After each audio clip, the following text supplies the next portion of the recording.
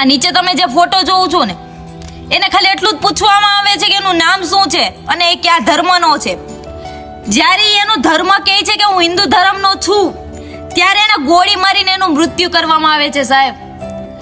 આ ઘટના છે કાશ્મીરની. આપણા 28 હિન્દુને ગોળી વડે મારી નાખવામાં આવ્યા.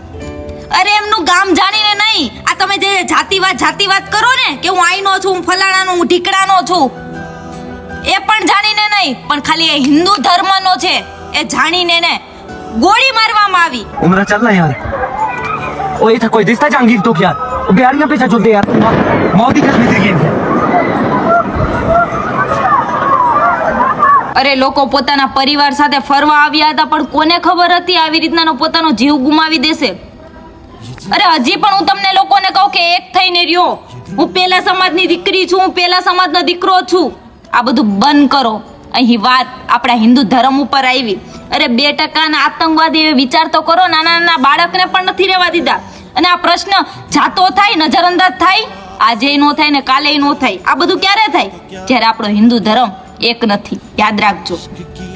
અરે આ વિડીયોને બને એટલો શેર કરજો. હું બધા હિન્દુ ધર્મના ભાઈઓ બહેનોને બધાને કહેવા માંગીશ, રિક્વેસ્ટ કરીશ કે બધા એક થઈને રહ્યો. સામેવાળો ઓલો આતંકવાદીને પણ એમ થવું જોઈએ ભાઈ અંદરથી સિંહના મોઢામાં ક્યાં હાથ નાખવો. બરાબર? અને જો આ ષડયંત્રણ હું એક દીકરી સમજતી હોય ને તો તમે કેમ નહીં? જવાબ આપજો. જય શ્રી રામ, જય હિન્દ, જય ભારત.